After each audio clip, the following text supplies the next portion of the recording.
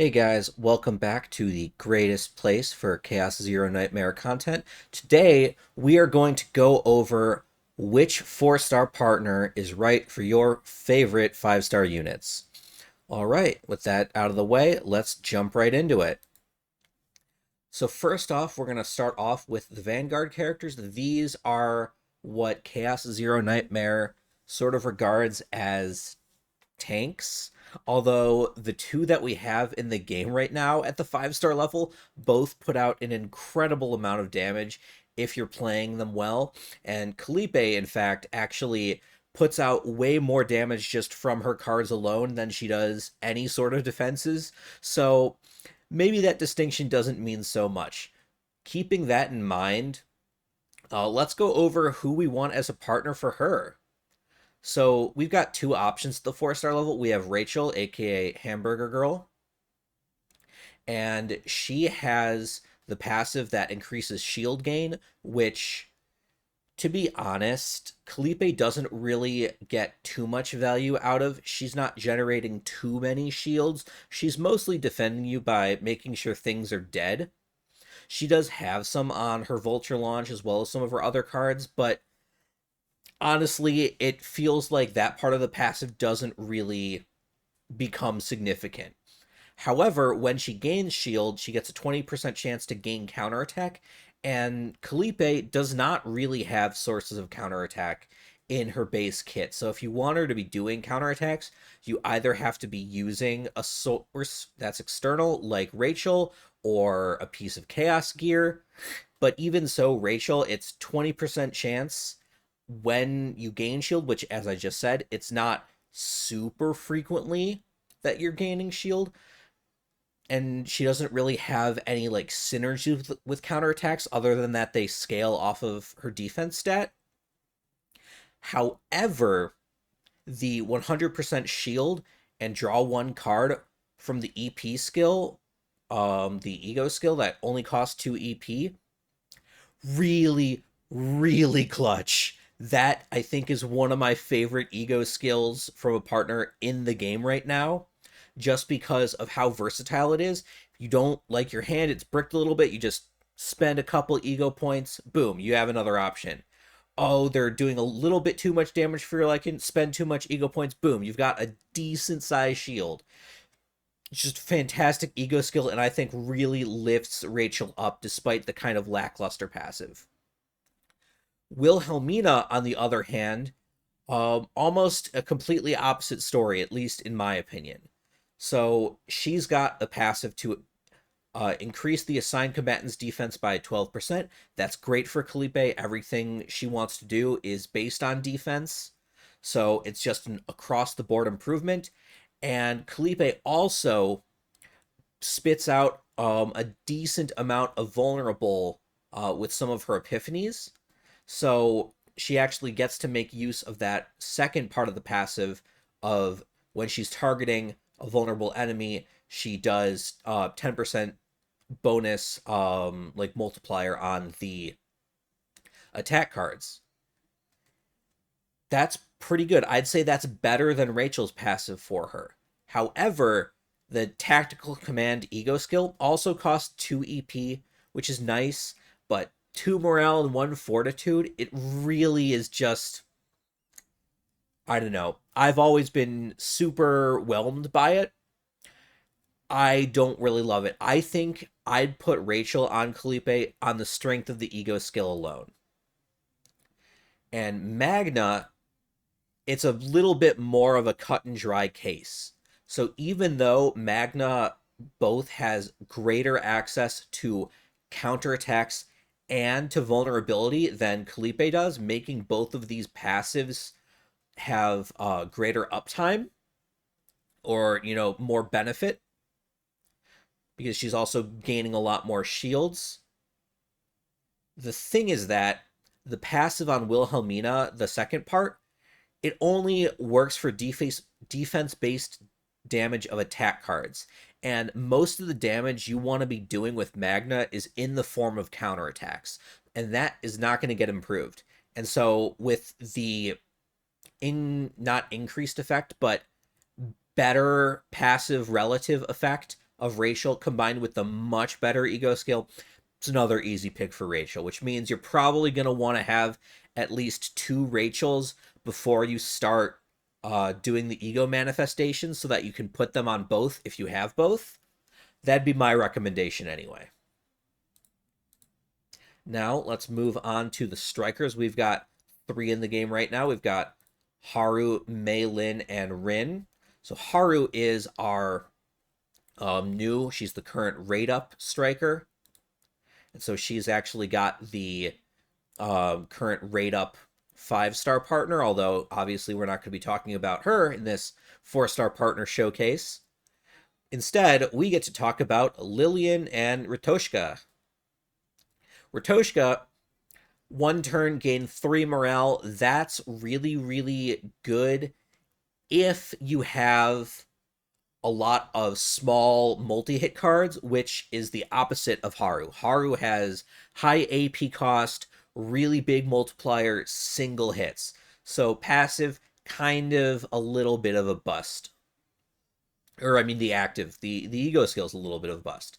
The passive ability, attack cards with a cost of 2 or more deal plus 10% damage. That's active. That affects Anchor Shot. That affects her AoE thing.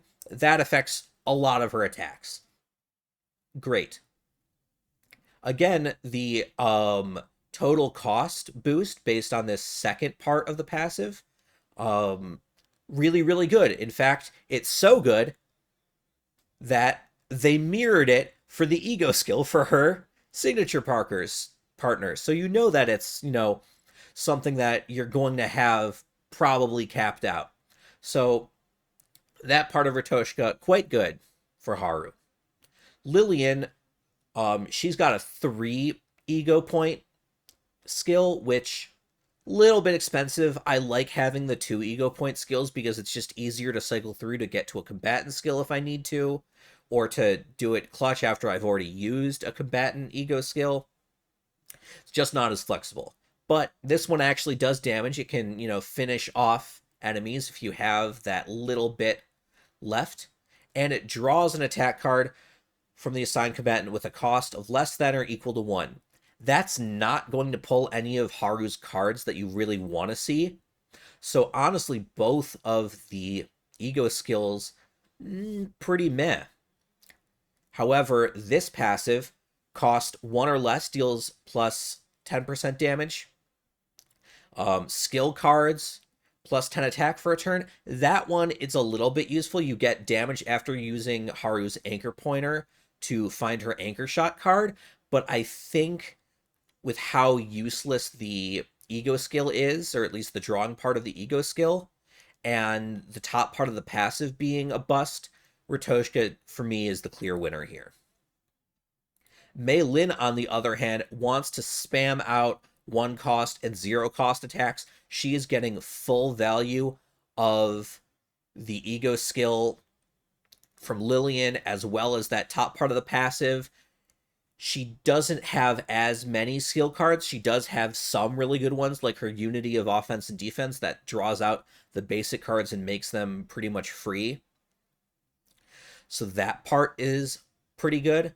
Versus Ritoshka, you probably don't have that much total cost of attack cards in your hand when you're playing Mei Lin.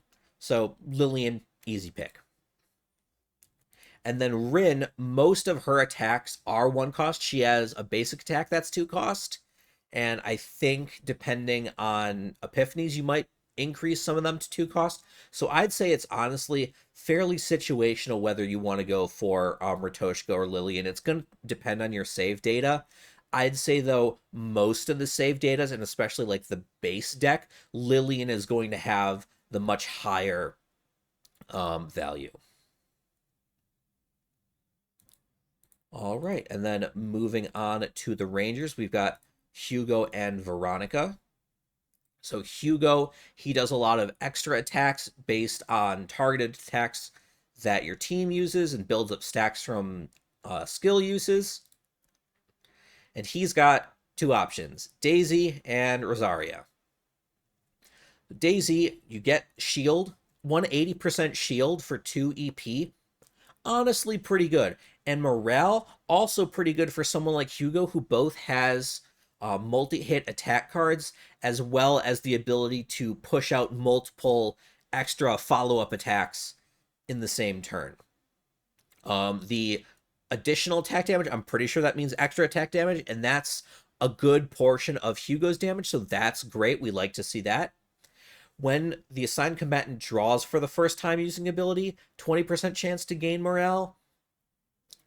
I don't think Hugo draws that much. He has a little bit, but I don't know. To me, that's kind of just a whatever. If it happens, it's nice, but I wouldn't be planning any sort of decision making around this effect. Rosario, on the other hand, 2-cost ego skill, again, like to see it.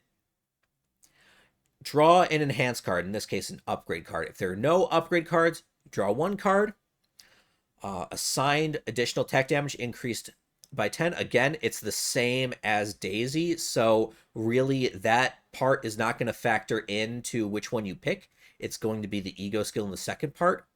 When the assigned combatant uses an upgrade or skill card, you have a 25% chance to gain morale for 1 turn. So really, it's based on which ego effect you like more, plus the which thing you want to use to get more morale, whether that's drawing using ability or playing an upgrade or skill card.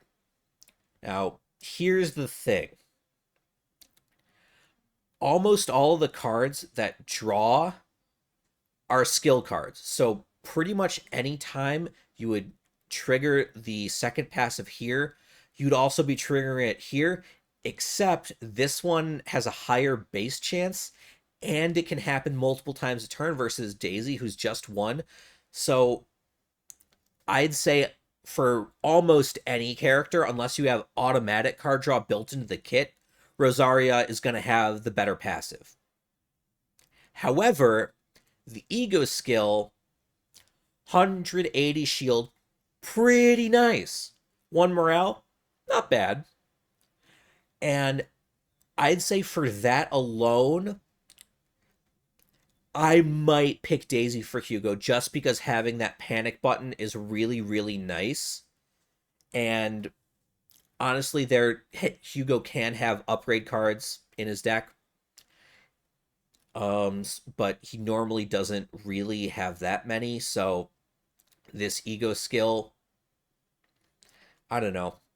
I really just think that Daisy is the right call for Hugo.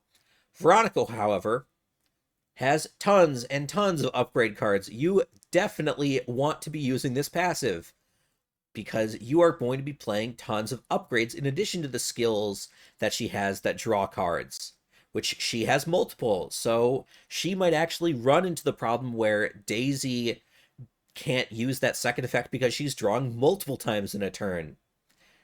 In addition, the ego skill here, drawing the upgrade card, very, very important because there is an extremely high chance that you are not going to have all of your upgrade cards in your hand at times when you can play them. So being able to pull one when you have a free AP or you really just need to get that last one online for some reason, really, really good for Veronica specifically. And then we can move on to the Psionics, who we just have Kayron, and the Psionics only have one choice for the 4-star. I'll still talk about the value of Eloise because there's a possibility we'll get additional 4-star Psionic partners in the future. So for this, for 1 turn, when card is exhausted, apply 1 weaken to a random enemy.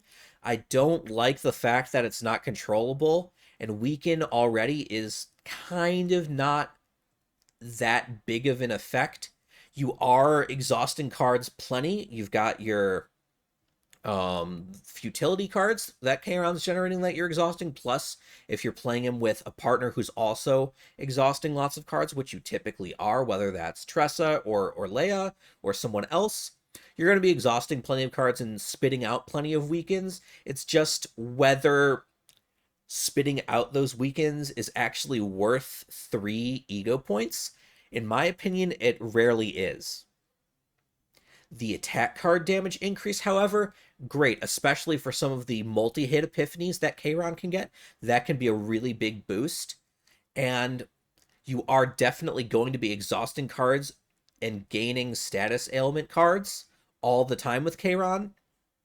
So you are going to be getting this boost for the 12% probably 90% of turns. So it's really like a 22% boost. That part's great. I'd just like to see a partner with a similarly good passive and a better ego skill. But for now, Eloise is what we got. We do have a little bit more choice with the hunters. We've got two. We've got Akkad and Carity. And so both of our hunters here generate lots and lots of bullets. They have a ton of multi-hit attack cards. The big difference between these two when we're evaluating is the fact that Rinoa has bullets that cost 1 AP versus Luke's, which cost 0 AP and are free. And that's a really, really big deal when looking at some of these effects. So, Akkad, ego skill, 2 ego points, great, love to see it. 1 turn, 25% critical chance to the assigned combatants cards. Really, really, really nice for Luke. He has cards that are based on his critical chance and actually landing crits. Now, that card was buffed from the limited playtest where it was only a 15% native boost on the card. Now it's like a 50% chance boost or something. So it's a little bit less necessary to have something like this, but especially for the early game, which is when you're using a lot of these 4-star partners anyway, if you aren't spending mileage or pulls on getting someone like Janet for him, then you really do not have as much crit chance, and that 25% chance can come in clutch for guaranteeing some crits on some of his key cards. Again, increase for bullet cards in the passive, love to see it, and when they land their first crit, their bullet card damage increases by 12% chance. That's great because you are pretty much guaranteed playing all of your bullets every single turn with Luke, unless you've got some sort of boss or enemy mechanic that's stopping you from doing so. So you're almost certainly going to land a crit and then trigger that additional 12% chance boost. Really, really good all-around partner for Luke. Let's see if Carity can hold a candle. 1 turn, increase the damage generated, or damage of generated cards by 20%. Also good. Also 2 ego points. However, the passive at the start of the turn, damage of 1 attack card increases by 10% for the combatant. 1 attack card. When they generate a card for the first time, their attack card damage increases by 10%. Because you are generating lots and lots of bullets with Luke, that's going to be an easy effect to trigger. You don't need to land a crit for it, which is nice. However, that first part of the passive, that's really intended for someone with a huge payoff attack like Rinoa has, and not as much for someone like Luke. So with the fact that Akkad is just all around really, really solid, all of these effects are meaningful, I'd pick him for Luke. Rinoa, as we just discussed, has those really, really big payoff cards that can really take advantage of the first part of Carity's passive. And still, the generated cards isn't as big of a deal, but on the turns when you want to have those big combos, you probably will be generating a card at least. So I'd say Carity is the right pick for Rinoa. Then we can move on to the controllers. Again, we have just one option in Orlea. However, Orlea does actually have a choice between 2 different controller partners. We've got Alyssa and Arwen. Alyssa has a healing ego skill. It's only 2 EP. Love to see it. And it increases the healing amount by 50%. When you're in the injured state, I think that's one of the afflictions that enemies put on you. I'm not exactly sure which one that is. Again, They still have to work on unifying all of those translated keywords. It's really frustrating trying to determine what some of these effects mean. Gain morale for one turn, however, pretty unambiguously good. It's only one morale, and Orlea, for her cards at least, are all like really big one-time nukes, so one morale isn't too big of a deal. The assigned defense increased by 12, good, because both of Orlea's shields and heals function off of defense, so that's going to boost both aspects of her sustain kit. At the end of the battle, recover 3% health. That's okay in Chaos. And maybe when we get to late game, that'll be more important in making sure that you're fully topped up for everything. But 3% I feel like is not super likely to make a difference. And I've never really had an issue of not having enough HP in Chaos runs. If I've failed a run, it's almost always because my combatants are getting way too stressed out, and that little bit of health recovery is not going to clear any stress, really. So I'd say that part, kind of a whatever. Arwen has a bigger heal. It's 200% versus the 100% that Alyssa has. And it's got a damage reduction. Damage reduction, I'd say less good than morale and this conditional healing boost. Additionally, this costs 3 ego points versus Alyssa's 2. So I'd say not quite as good. However, the assigned combatants' HP and healing are increased by 8%. That's good. However, we would have liked to see something like Alyssa's general defense boost that also buffs up the shields that Orlea generates. That part of her kit is being untouched by Arwen here.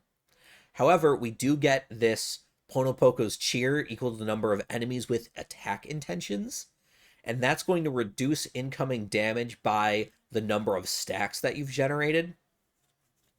And so 30% damage reduction if you've got at least 3 enemies who are attacking, pretty good.